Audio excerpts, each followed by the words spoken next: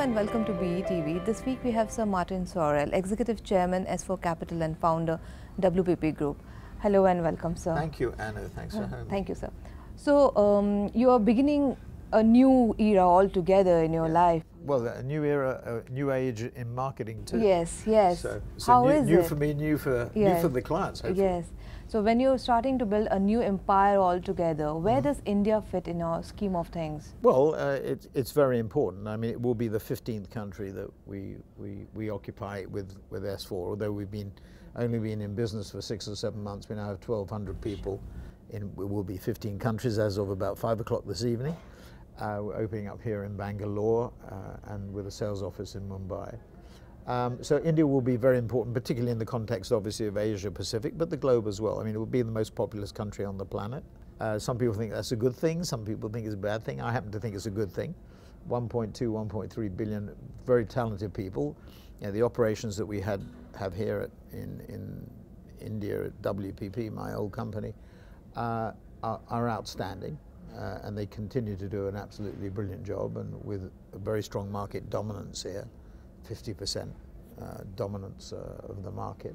So you know, if you can reproduce what we did in India elsewhere around the world, I always used to say the people were so good here, if we could export them elsewhere, I could retire much earlier than if I ever do. So it really is important, not just in an Indian context, not just in an Asian context or worldwide context. And the final point is you have so many good companies here, whether it be Reliance, Mahindra, Fox now with Disney, with Star, Airtel, I mean, Bharti. I mean, these are companies which are world class. I mean, Mahindra, for example, you hear people at Ford saying they've taught them more about how to produce high volume cars than anything else they've ever seen. So India is phenomenally important. There's a little bit of a paradox here in that traditional media, despite the fact we're doing this digital, continues to be preeminent, which is unlike we see elsewhere in the world. Digital is becoming more important, but at the same time Bangalore and digital enterprises in an Indian context and even abroad, you know, in Silicon Valley, Indian entrepreneurs have done extremely well. So you have this sort of twin track. Now I think in the fullness of time, digital will become paramount. So maybe what you're doing now is a good thing. I hope so. But at the moment, you know, traditional media is still very powerful here.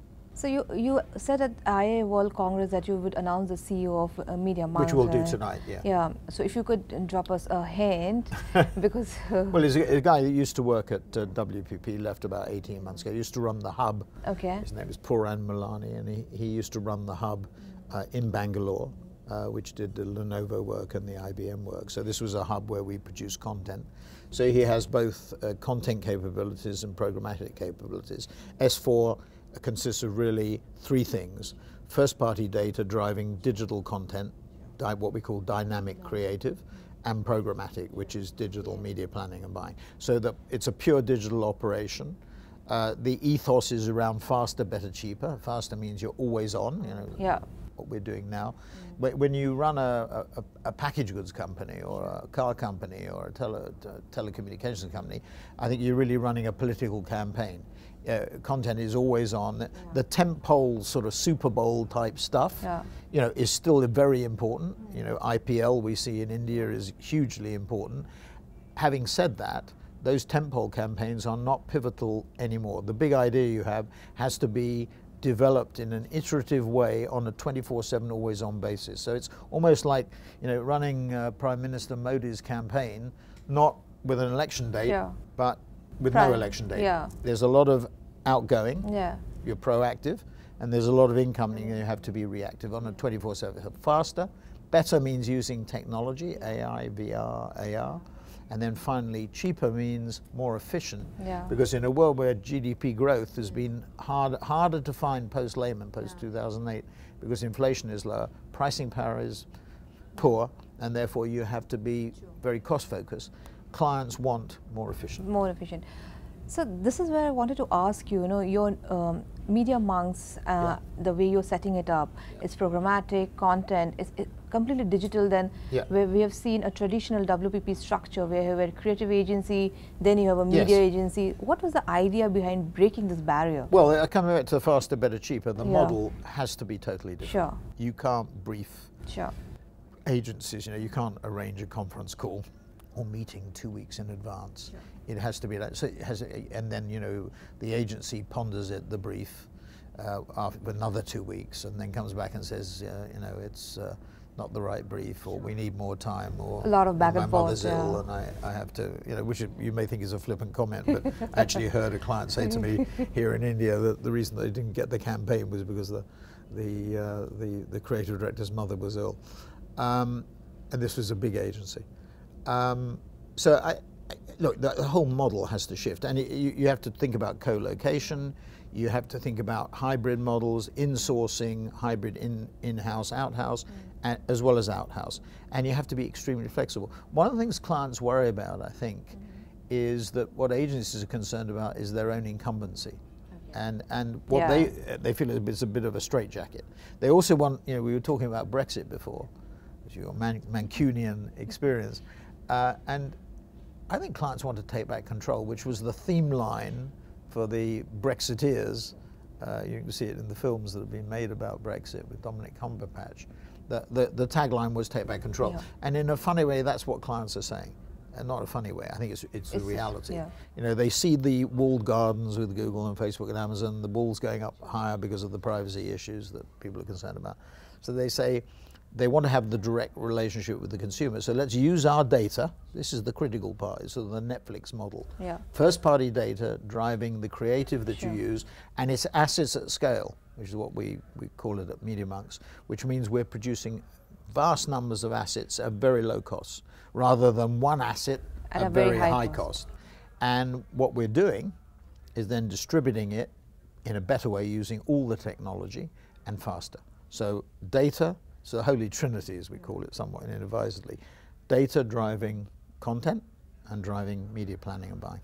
This also brings me to the point that you see much of the advertising dollar goes to Google and Facebook as of now, right? Well, be careful, because you look, there's an argument going on at the moment in the analytical community about the markets. A woman has just brought out a circular where she said that the market, with PwC's help, is 1.7 trillion, but she's included trade spending, which is 400 billion. So the market is somewhere around $1 trillion, right? And of that trillion, a half, just let's simplify it for anybody who might be watching this, 500 billion in old stuff, 500 billion in the new stuff, including things like data and the like. There's about 200 billion in digital, whether you think about it in the context of 500 billion or $1 trillion. And most of the big companies' budgets now are around 30 to 40% digital, and they're growing, whereas traditional budgets are either flat or decline. So that's really what we're focused on. We're a purely digital operation. We're unitary, which means from a structural point of view, Media Monks and Mighty Hive, which are two companies that we've merged with, are coming together as one. We're working together in that trinity of data and of content and of media. How do you look at e-commerce companies? Because now Amazon in India has opened up its gates for advertising, so has Flipkart. But with a few challenges. Yeah, with a few challenges. A few regulatory challenges. Yes. They'll find ways around it. I'm sure they will find. But my point is, now you see Amazon allows an advertiser to put up its ad on Alexa, which wasn't here so far in India. Do you look at it like, well, this is the battle. Threat for agencies? This is the battle. First of all, Amazon is a big threat to Google and Facebook, because 55% of product searches in America already through Alexa or Amazon. And there was this real estate battle, is when I was still at WPP. Google and Facebook in the Christmas of 2017 were heavily discounting the Google Disk and Alexa, because it's like a real estate battle. What they want to do is get the disks and the Alexa into your home, in every room in your home.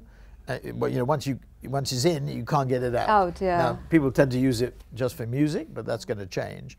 And you're absolutely right. And of course, pricing at Amazon is really interesting. If I bought Duracell, I think this is still true, bought Duracell through Alexa, it's cheaper than if I buy it on the site.